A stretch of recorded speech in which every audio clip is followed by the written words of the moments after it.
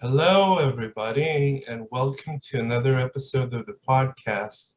I have with me another very special guest, a voiceover actress and on-screen actress also, Mayu Arimitsu. Konnichiwa. Hello. Konnichiwa, hello. Hey, It's how are great to meet you? you. I'm Sorry? great. How are you? Yeah, I'm good. So, can you tell me a little bit about yourself? Oh yeah, thank you for your introduction. So like you said, I'm an actor, on camera and on stage actor, and I'm now voiceover artist. And currently, I'm pretty much working from home because of this, COVID-induced situation. Yeah. Yeah, and I'm voicing lots of different things like e-learning, commercials, audio walk, um, corporate materials, and sometimes animated characters used for e-learning, which is kind of a niche market, I think. And as an on-camera actor, recently I've worked with overseas clients like filmmakers from Russia, Brazil, and UK.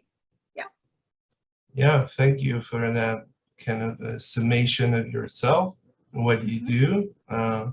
So when did you start being a voiceover artist or on?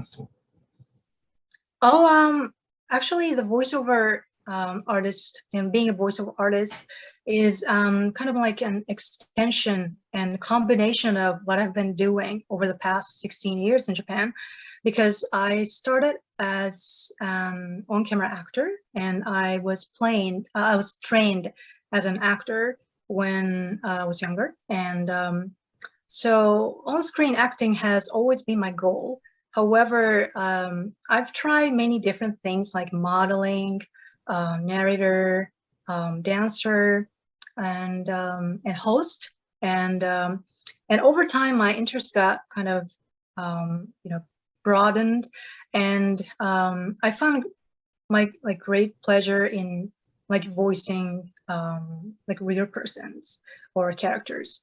And so I'm very new as a voiceover artist because or voice actor, because before 2019 I've done some narration jobs, and I've done lots and lots of hosting jobs, but as for voice acting from home, typically it's pretty like recent. So like from it since the end of 2019, I would say. Yeah. Yeah, that's great. So I hear that you have a lot of kind of artistic proclivities because I also have those, and I'm interested in people who have Mhm. those. And that's the reason I interview a lot of artists, and I want to know about the more artistic side. I hail from the humanities. I'm an academic, and Mhm. I want to start with your dancing, which is very interesting to me. What type of setting? What is the format? What type of dancing? Right. Well, dance was my first passion that I found Mm, when I was two. Yeah. It is the thing is, my parents took me to a Broadway musical called The Starlight Express. And do you know that one? I think, Maybe? yeah, vaguely, I've heard of it. Wiggly, yeah. Yeah. I think the show has ended, but it was kind of shocking and revelation to me when I saw it when I was two, and I really enjoyed seeing those people in roller skate, like sliding down, from the hallway and into the theater, Oh, and it was yeah. so exciting. Yeah, and so that really decided my life. I think at least the direction that I was going in. So I took up modern ballet and uh, jazz. I would say modern ballet when I was three, and I loved it from day one. So that was how it started. Yeah. So did you continue to try to to get a career in professional kind of dancing and theater? Sorry. Actually, I'm afraid, not really, because since I was very, very passionate about dancing and I was so into it, I loved it too much, and yeah, and I won a junior dance competition with 15 other girls when I was 8, and so that was a really big event for me. But on the day, I had pneumonia and had a really high fever in the morning, but I pulled it off somehow. And because there's no way, I could make a mistake, because, it was a group dance, so I couldn't just fail it. And so I pulled it off somehow.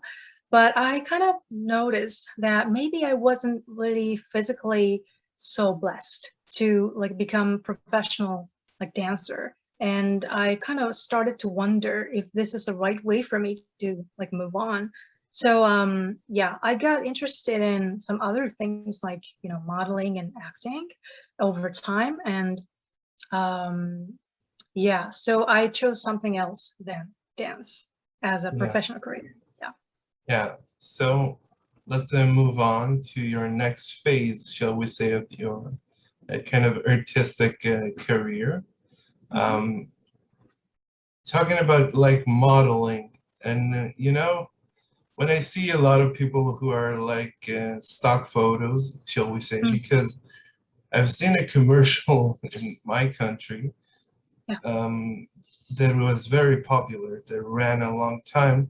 And then I saw that person, the actor that appeared in real life, and I said, wow, that person is real. So what do you think about like being like a sort of, poster child, shall we say, for a product that you don't endorse, shall we say? Oh, that's a really tough question. So I think you got to be really careful in choosing your job. No, not just as a model, but also as an actor and performer. But because sometimes, just as you said, some offers might not interest you, or you might not find it really meaningful sometimes, and it really happens. So when I was younger, I didn't really care. I didn't really care about, the cause, or like, the kind of background meaning of the gig, or yeah. So I think I used to take every opportunity that was offered to me, but now I'm complete opposite. I'm really picking and choosing as to what projects I will just get myself involved in, because that really like represents sort of like who I am. So yeah, it's very important to like, understand maybe I don't know, the brand or the company you're working with, or your client. Yeah. Yeah, so let's move on to the big screen, shall we say, from Broadway to Hollywood, or I don't know what you have in Japan, but what is the kind of central network, shall we say, like Hollywood or Broadway in New York for Japan? Oh, are you asking me the equivalent of? Yes, something to the effect of Hollywood or Broadway. You mean that in Japan, its counterparts in Japan? You're asking me. Well, let's no, I don't want to ask that question anymore, and I want to ask you about the acting. So when did you actually start to learn to act, and why did you want to do that in the first place? Oh, that's a very good question. Actually, I think my first trigger was an animation, and no, I would say I think it started way before that. Yeah, I grew up watching American TV shows and films and Broadway musicals as I grew up. And that was part of my parents' educational policy. So yeah, so they showed me those like instead of Japanese television. So I had a really hard time like, adjusting myself to, you know, um, my environment, like other kids in school, because they were talking about something completely different that I'm really, something I'm really interested in. So I was very familiar with those things, and naturally, maybe I got developed my interest in acting, especially on maybe in films, I think. But it wasn't until I graduated university that I actually took up the training. Um, Maybe I wasn't really sure if that was my way. So yeah, but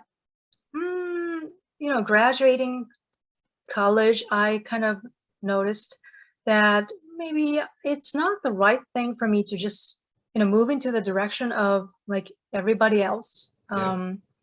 Like it's something was different. So I kind of, started to like explore myself, and um, I joined my first agency when I was 22. So the year I graduated college. Mm. And so that I think that was when I took up the training, my initial training for acting. Yeah. Yeah, thank you so much for that. So when you're on screen, are there kind of movies or shows that you would like to do as opposed to others that were offered to you and you have to audition, shall we say, or they give it to you?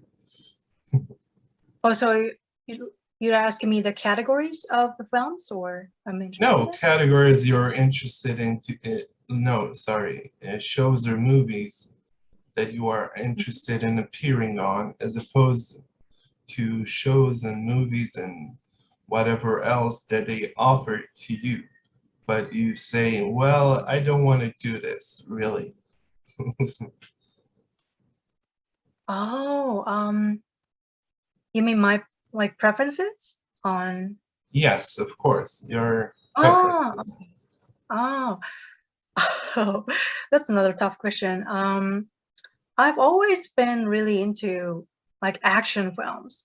As a as an audience, I don't know why, but I get attracted to those like really tough female figures. But I don't know. So I think for a long time I've been preparing myself for that kind of roles, like potential roles in action films. Yes. But unfortunately, I haven't received any offers for those kinds. So maybe yeah.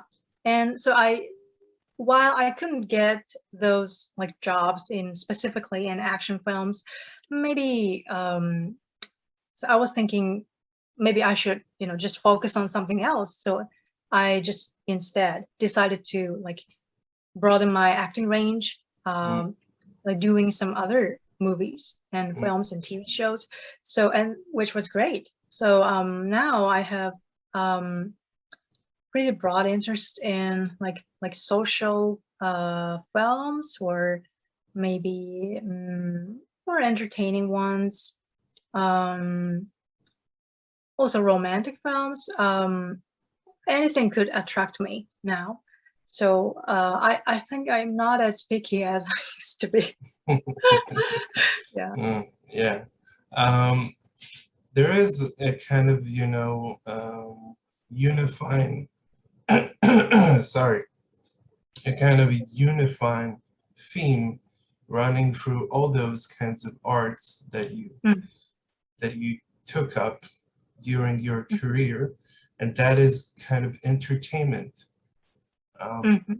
did you always want to be an entertainer and to put up a show? Yeah.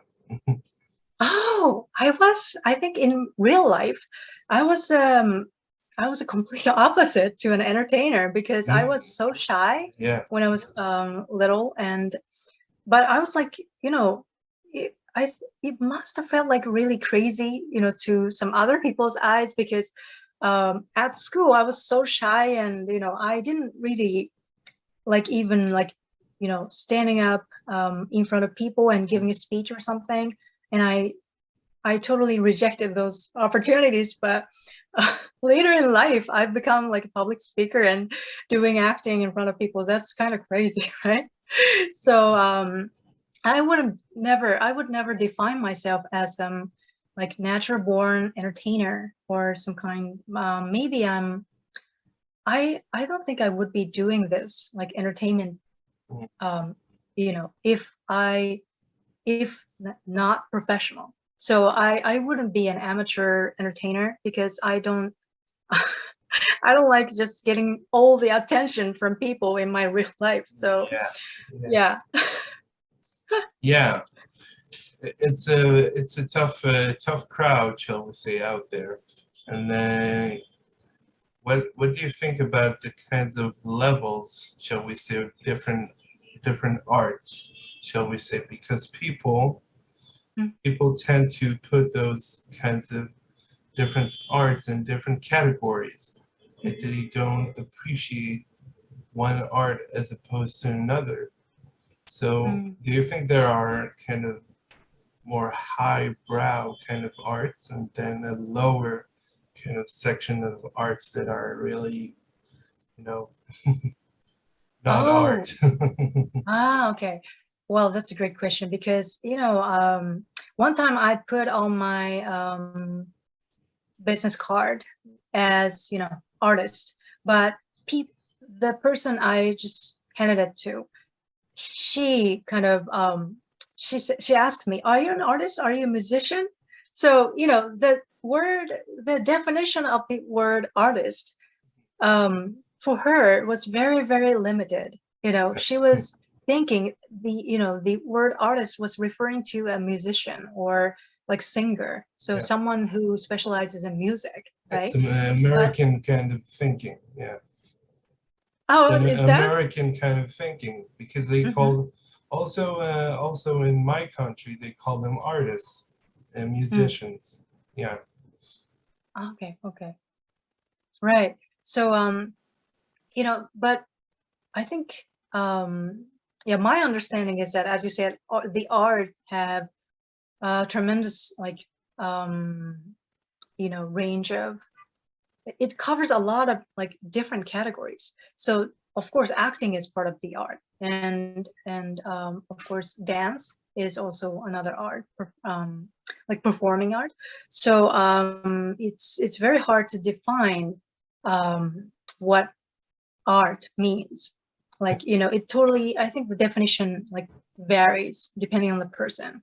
So yeah, so I wouldn't like, I don't want to think that there's a higher like Yeah, yeah, level of yeah. art and lower, so I don't want to distinguish that. Yeah. Yeah, me too. I'm also starting to see that as I'm opening up to more and Mhm. more kind of mediums in the arts, I'm finding, a lot of themes that are very common and familiar to me. And I Mhm. say, yeah, I can identify with them, even though I'm not a kind of sufficiently knowledgeable Mhm. on this types of art. But Yeah. I want to ask you some more fun questions, in my opinion, Right. that will spark up maybe the conversation and talking about like all the whole Hollywood movies that Okay. were a great influence on you. So what are the kind of greats that you've watched and were influenced by? I really loved pieces that have depth. So for example, I some of my favorites include The Shining, the scary film, It's and yeah, and the Amadeus. Do you know the yeah, yeah, musical? yeah, Yeah, yeah. and The musical, also yeah, that's great great movie. and Yeah, great great movie. movie. Yeah, and of course the Godfather series. Yes, of course. Yeah, so those works with gravity really touched me and kind of like influenced me a lot. Yeah. Yeah. So do you think, well, there is another kind of side to entertainment, and that's telling a story. And every type of entertainment is trying to tell a story, almost every type of entertainment. But what do you think is the kind of, as you said, maybe the gravity or the kind of importance that an artwork has on society, on people, the kind of myth making, or that the Hollywood producers and directors are trying to put on the screen?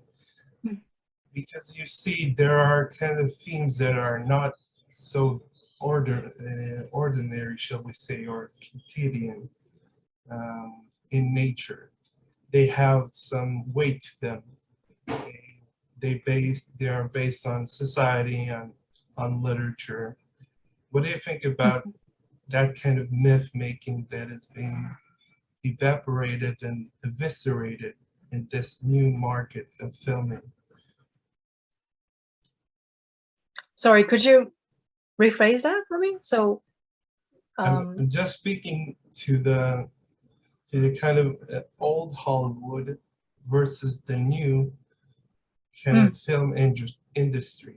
And I'm talking about the quality itself of the movies. I'm talking about the thought process. I'm talking about the production and all those kinds of things. What do you have an opinion for or against, shall we say, new Hollywood or old-timey ragtime Hollywood? okay. Okay. Yeah, I think over time the film production process has gone through a dramatic change, obviously. So maybe as for the graphic quality of the graphics, it's way better than like decades ago. So and also the development of computer graphics, it's also one of those like current trends of like Hollywood filmmaking, I think. But well, to me personally, I think what really touches me is that the core like story and the like the characters, and so it's all about the kind of really basic things. So yeah, but it's I think it's really important to take like balance between those, like the graphic aspect and also the storytelling aspect. So for example, like the Star Wars series, it's really iconic, and maybe they remastered their old movies, so it's squeaky clean. It's the graphic is terrific, right? So I think that kind of like innovation or like remake using this current technology really works. So for old movies, and yeah, but maybe I think this is the same, exactly the same in Japan, by the way. But I think the filmmakers are kind of repeating the similar themes that they've used before, or they're kind of taking a lot of like themes and characters from like animations. Nowadays it's I think it's another like current trend.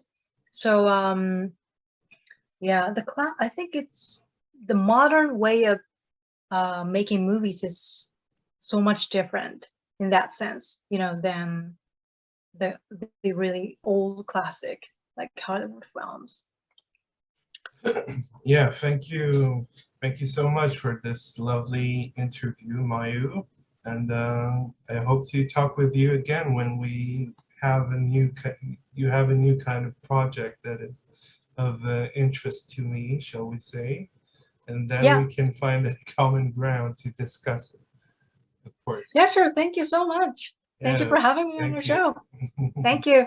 Thank you for agreeing to appear, of course, also. My pleasure. Yeah, thank you.